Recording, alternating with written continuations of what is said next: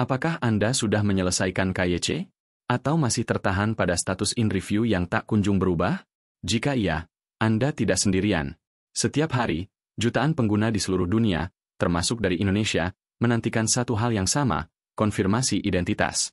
Bagi sebagian orang, ini hanyalah proses administratif.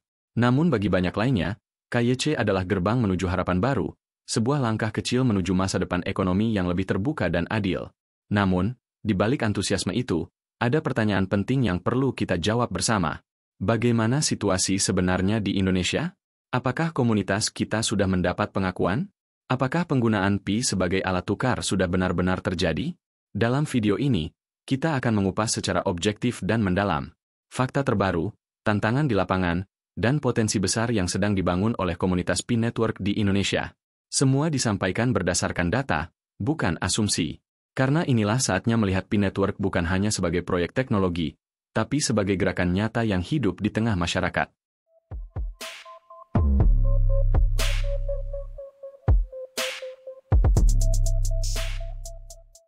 Kisah KYC di Indonesia, dari harapan hingga frustrasi.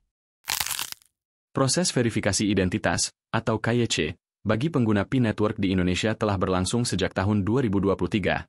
Hingga memasuki 2025, antusiasme komunitas tetap tinggi. Namun di balik semangat itu, banyak pengguna menghadapi tantangan, baik secara teknis maupun administratif. Beberapa pengguna melaporkan kegagalan saat mengunggah dokumen seperti KTP atau paspor. Foto selfie kerap ditolak karena pencahayaan yang buruk, wajah yang tidak jelas, atau kualitas gambar yang tidak sesuai standar. Di sisi lain, jaringan internet yang tidak stabil di berbagai daerah juga sering memperlambat proses. Keluhan paling umum datang dari status KYC yang bertahan lama di posisi in review atau tentatif, bahkan selama berminggu-minggu. Kondisi ini umumnya disebabkan oleh keterbatasan slot validator dan tingginya antrean global yang harus diproses secara bertahap. Namun di balik semua hambatan tersebut, ribuan pengguna Indonesia berhasil menyelesaikan proses KYC dengan lancar. Kunci keberhasilan mereka biasanya mencakup penggunaan pencahayaan alami saat mengambil foto, memastikan kesesuaian data identitas dengan akun, serta kesabaran dalam menunggu sistem menyelesaikan proses validasi. Sebagai tanggapan atas berbagai keluhan yang muncul dari komunitas global, termasuk Indonesia, Pi Network merilis fitur baru bernama Synchronize Status on Mining App. Fitur ini memungkinkan pengguna untuk menyelaraskan status verifikasi dari aplikasi KYC ke aplikasi mining utama, jika status belum terupdate secara otomatis. Langkah ini menunjukkan bahwa tim pengembang benar-benar mendengarkan komunitas. Bahwa setiap masukan yang disampaikan secara terstruktur dan konstruktif, dapat mendorong perbaikan nyata dalam sistem yang sedang dibangun secara global. Setelah KYC, apa yang terjadi? Setelah pengguna berhasil menyelesaikan proses KYC, pintu menuju ekosistem Pi Network yang lebih luas terbuka. Ini bukan akhir, melainkan awal dari babak baru yang lebih nyata.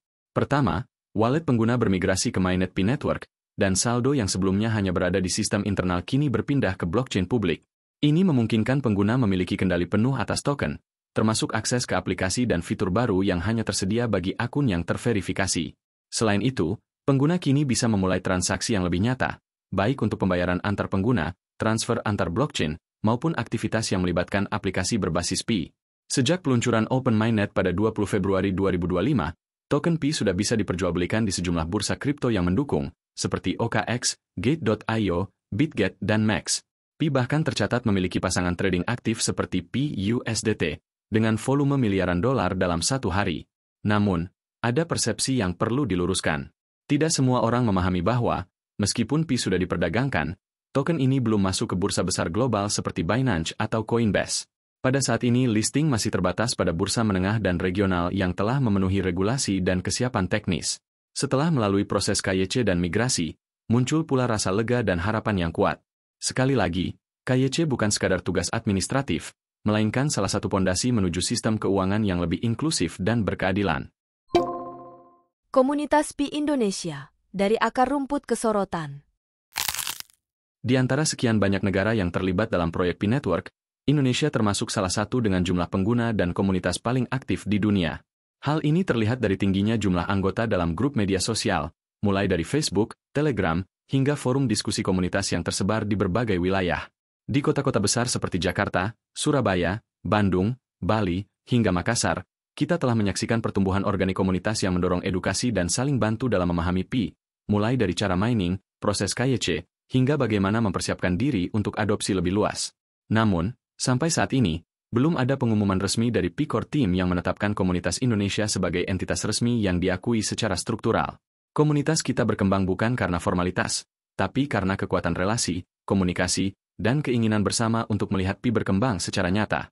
Yang patut disoroti adalah komitmen dan ketekunan komunitas Indonesia yang terus bergerak secara independen, mengadakan sesi edukasi daring, berbagi tutorial, bahkan membangun inisiatif lokal tanpa menunggu instruksi dari pusat. Dan seandainya suatu hari komunitas Indonesia mendapatkan pengakuan langsung dari tim pengembang global, tidak mustahil bahwa Indonesia akan menjadi pilar utama adopsi Pi di kawasan Asia Tenggara. Bukan karena kita yang paling dahulu memulainya, tapi karena kita membuktikan bahwa komunitas yang kuat dan terorganisir adalah tulang punggung dari keberhasilan sebuah jaringan terdesentralisasi. Kekuatan komunitas, inovasi dan edukasi lokal. Di tengah keterbatasan infrastruktur resmi dan belum adanya pengakuan struktural dari tim pengembang global, komunitas Pi Network di Indonesia justru menunjukkan ketahanan dan kreativitas yang luar biasa. Berbagai inisiatif lokal telah tumbuh dari akar komunitas. Di sejumlah kota, para pionir secara sukarela mengadakan workshop edukasi tentang proses KYC, penggunaan aplikasi Pi Browser, dan migrasi wallet ke Mainnet. Tidak hanya berhenti di situ, beberapa komunitas juga menyelenggarakan pelatihan bagi pelaku usaha kecil dan menengah mengenai cara teknis menerima pembayaran menggunakan Pi, baik secara langsung melalui aplikasi, maupun sebagai bagian dari model barter digital. Di beberapa daerah, bahkan muncul sistem transaksi internal berbasis kepercayaan, di mana Pi digunakan sebagai nilai tukar dalam skema komunitas tertutup. Namun perlu diingat dan diwaspadai. Tidak semua inisiatif yang mengatasnamakan Pi Network dilakukan secara resmi dalam ekosistem yang tervalidasi oleh tim pengembang. Banyak pihak yang mulai menggunakan nama Pi sebagai topeng untuk menarik keuntungan pribadi, terutama di luar aplikasi resmi seperti Pi Network dan Pi Browser. Di Indonesia, sudah ada laporan masyarakat yang dirugikan akibat tertipu oleh proyek, marketplace, atau skema jual-beli palsu yang mengaku bagian dari ekosistem Pi. Maka dari itu, penting bagi setiap pionir untuk selalu berhati-hati, melakukan verifikasi, dan hanya terlibat dalam kegiatan yang transparan dan sesuai dengan panduan dari tim pengembang resmi.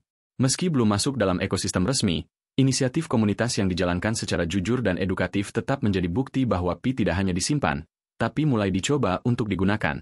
Ini membuktikan bahwa teknologi blockchain, termasuk Pi, bukan hanya milik pengembang atau perusahaan besar. Ia bisa diadaptasi secara kontekstual, disesuaikan dengan budaya lokal, dan menyatu dengan kebutuhan ekonomi masyarakat setempat. Inilah kekuatan sebenarnya dari komunitas terdesentralisasi. Bukan hanya menunggu perintah pusat, tapi bergerak dengan kesadaran kolektif, dan berkontribusi dengan cara yang nyata. Ini bukan sekadar proyek kripto. Ini adalah gerakan sosial berbasis teknologi, yang hanya bisa bertahan bila dibangun dengan kejujuran dan kepercayaan. Adopsi nyata? Bayangkan jika suatu hari, sebuah kafe kecil di Jakarta benar-benar menerima Pi sebagai alat pembayaran, bukan hanya dalam uji coba komunitas, tetapi sebagai bagian dari sistem kasir mereka. Bayangkan jika toko elektronik di Surabaya dapat mencetak struk transaksi Pi secara otomatis, mencatat nilai tukar terkini, dan mengintegrasikan pembukuan berbasis blockchain. Atau pengrajin lokal di Bali, yang bisa menjual hasil karyanya langsung kepada wisatawan, cukup dengan pemindaian QR dari aplikasi Pi Wallet, tanpa perantara, tanpa biaya transaksi bank, dan tanpa batas geografis. Potensi ini mungkin terdengar futuristik, tetapi faktanya, beberapa komunitas lokal di Indonesia sudah mulai bereksperimen ke arah sana. Ada yang melakukan barter digital menggunakan Pi di dalam lingkup komunitas tertutup.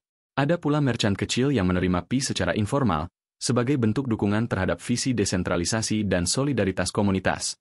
Saat video ini saya unggah, belum tersedia daftar resmi merchant Indonesia yang menerima Pi, dan belum ada integrasi menyeluruh dengan sistem pembayaran nasional. Oleh karena itu, penting bagi setiap pionir untuk selalu berhati-hati, melakukan verifikasi, dan hanya terlibat dalam kegiatan yang transparan dan sesuai dengan panduan dari tim pengembang resmi. Apa arti ini untuk masa depan global? Apa yang terjadi di Indonesia mencerminkan bagaimana teknologi terdesentralisasi seperti Pi Network bisa menjawab kebutuhan nyata, terutama di negara berkembang dengan akses keuangan yang terbatas, namun adopsi digital yang tinggi. Indonesia, dengan komunitas aktif dan budaya gotong royong, berpotensi menjadi contoh global dalam membangun ekosistem blockchain berbasis kepercayaan dan partisipasi. Namun, perlu kehati-hatian. Banyak pihak yang menyalahgunakan nama Pi untuk mengambil keuntungan, menawarkan investasi palsu, atau transaksi di luar ekosistem resmi. Pi Network belum mengizinkan perdagangan publik secara terbuka. Setiap pengguna perlu bijak dan waspada. Karena masa depan Pi bukan hanya soal teknologi, tapi soal kepercayaan dan tanggung jawab bersama. Dan jika dikelola dengan benar, Indonesia bisa jadi pelopor perubahan global dari bawah ke atas. Kesimpulan penting. Mungkin saat ini Anda belum menyelesaikan proses KYC. Mungkin Anda belum mengakses dompet MyNet. Atau Anda masih bertanya-tanya, kapan Pi benar-benar bisa digunakan secara luas untuk kebutuhan sehari-hari? Namun satu hal yang pasti, selama kita terus bergerak, terus belajar, dan saling mengedukasi, maka Pi Network tidak akan berhenti sebagai sekadar konsep. Ia bisa menjadi kenyataan. Karena ekosistem tidak dibangun oleh teknologi semata, tetapi oleh partisipasi aktif dan kesadaran kolektif dari komunitas yang menjalaninya. Tetapi ingat, hati-hati terhadap penyalahgunaan. Banyak pihak tidak bertanggung jawab menggunakan nama Pi hanya sebagai kedok, memanfaatkan ketidaktahuan masyarakat untuk keuntungan pribadi. Ini bisa merusak reputasi dan kepercayaan terhadap proyek ini. Setiap bentuk aktivitas ekonomi yang mengatasnamakan Pi seharusnya terjadi dalam ekosistem resmi, melalui aplikasi dan browser Pi Network, di mana setiap transaksi tercatat secara transparan dan dapat diaudit secara global. Sekarang giliran Anda dan bagikan di kolom komentar. Apa pengalaman Anda selama proses KYC? Apakah ada merchant di kota Anda yang sudah menerima Pi? Mari kita terus membangun, bukan hanya dengan harapan, tapi dengan langkah nyata. Karena blockchain bukan hanya tentang sistem dan kode, tapi tentang kepercayaan, partisipasi, dan masa depan yang kita bentuk bersama.